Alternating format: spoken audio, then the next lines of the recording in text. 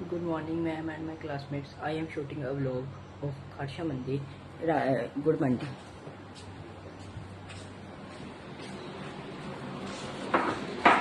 This is Mahadev Mandir. I do shingar of him.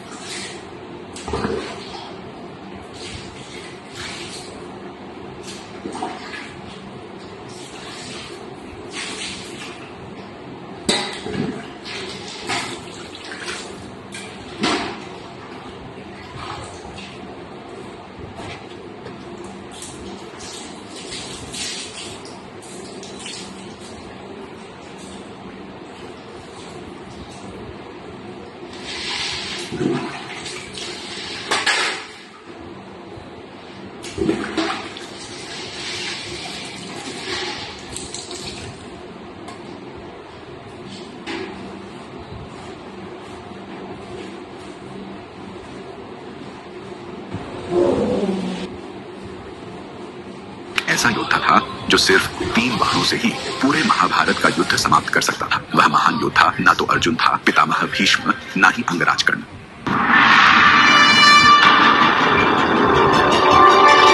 यह अपूर्व कहानी मध्यकालीन महाभारत के युग से आरंभ होती है, जहां एक महान योद्धा ने अपने वचन के लिए स्वयं का शीश दान कर दिया और बाद में वह श्री श्याम बाबा के नाम से विख्यात हुए। यह वीर बालक पहले बर्बरीक के नाम से जाना जाता था। वह असाधारण बलशाली गदाधारी भीम के पुत्र घटोत्कच और दैत्य मूर की पुत्री मोरवी के पुत्र थे। बचपन से ही बर्बरीक अत्यंत वीर और महान योद्धा थे। उन्होंने युद्ध कला का ज्ञान अपनी माता और स्वयं श्री कृष्ण से प्राप्त किया। अपनी कठोर तपस्या से उन्होंने नव दुर्गा को प्रसन्न किया, जिनसे उन्हें 3 अमोघ बाण प्राप्त हुए। इसी कारण वे 3 बाणधारी के नाम से प्रसिद्ध हुए। इसके अतिरिक्त अग्निदेव ने प्रसन्न होकर उन्हें एक ऐसा शक्तिशाली धनुष प्रदान किया जो उन्हें तीनों लोकों में विजयी बनाने में सक्षम था। जब बर्बरीक को कौरवों और पांडवों के मध्य महाभारत का युद्ध अपरिहार्य होने का समाचार मिला तो उनकी भी युद्ध में सम्मिलित होने की तीव्र इच्छा जागी। अपनी माता से आशीर्वाद लेने जाने पर उन्होंने एक महत्वपूर्ण वचन दिया कि वे युद्ध में सदैव हारे हुए पक्ष का साथ देंगे। अपने इस वचन को निभाने के लिए बर्बरीक अपने घोड़े पर सवार होकर अपने 3 बाण और धनुष के साथ कुरुक्षेत्र की रणभूमि की ओर चल पड़े।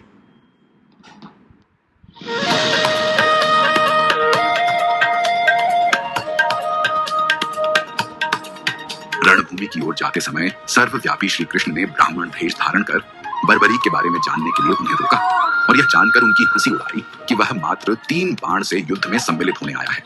ऐसा सुनकर बर्बरीक ने उत्तर दिया कि मात्र 1 बाण शत्रु सेना को परास्त करने के लिए पर्याप्त है और ऐसा करने के बाद बाण वापस टूंगी में ही आएगा। यदि तीनों बाणों को प्रयोग में लिया गया तो पूरे ब्रह्मांड का विनाश हो जाएगा। यह जानकर भगवान कृष्ण ने उन्हें चुनौती दी कि इस वृक्ष के सभी पत्तों को वेद कर दिखलाओ। वे दोनों पीपल के वृक्ष के नीचे खड़े थे।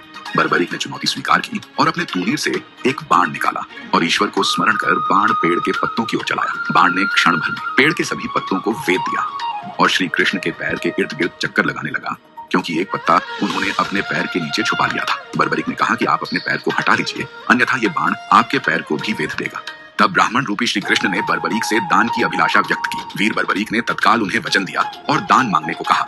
ब्राह्मण ने उनसे उनके शीश का दान मांगा। बर्बरीक क्षण भर के लिए अचंभित हुए, पर वह अपने वचन से अडिग नहीं हो सकते थे। उन्होंने कहा कि एक साधारण ब्राह्मण इस प्रकार का दान नहीं मांग सकता। अतः उन्होंने ब्राह्मण से अपने वास्तविक स्वरूप को प्रकट करने की प्रार्थना की। ब्राह्मण रूपी श्री कृष्ण अपने रूप में आ गए। श्री कृष्ण ने बर्बरीक को शीश दान मांगने का कारण समझाया। युद्ध आरंभ होने से पूर्व युद्ध भूमि के पूजन के लिए तीनों लोगों के सर्वश्रेष्ठ क्षत्रिय के शीश की आहुति देनी होती थी और इसलिए वे ऐसा करने के लिए विवश थे।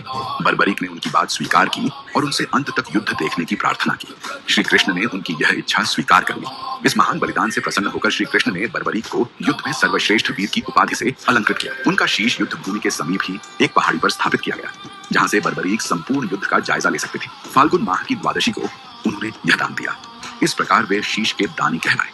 महाभारत युद्ध की समाप्ति पर पांडवों में ही आपसी विवाद होने लगा कि युद्ध में विजय का श्रेय किसको जाता है। श्री कृष्ण ने उनसे कहा, बर्बरीक का शीश संपूर्ण युद्ध का साक्षी है, अतएव उससे बेहतर निर्णायक भला कौन हो सकता है। सभी इस बात से सहमत हो गए और पहाड़ी की ओर चल पड़े। वहां पहुंचकर बर्बरीक के शीश ने उत्तर दिया कि श्री कृष्ण ही युद्ध में विजय प्राप्त कराने में सबसे महान पात्र हैं। उनकी शिक्षा, उपस्थिति, युद्ध नीति ही निर्णायक थी। उन्हें युद्ध भूमि में सिर्फ उनका सुदर्शन चक्र घूमता हुआ दिखाई दे रहा था, जो शत्रु सेना को काट रहा था। महाकाली कृष्ण के आदेश पर शत्रु सेना के रक्त से भरे प्यालों का सेवन कर रही थी। श्री कृष्ण वीर बर्बरीक के महान बलिदान से काफी प्रसन्न हुए और वरदान दिया कि कलयुग में तुम श्याम नाम से जाने जाओगे, क्योंकि उस युग में हारे हुए का साथ देने वाला ही श्याम नाम धारण करने में समर्थ है। उनका शीश खाटू नगर, वर्तमान राजस्थान राज्य के सीकर जिला में दफनाया गया था, इसलिए उन्हें खाटू श्याम बाबा कहा जाता है।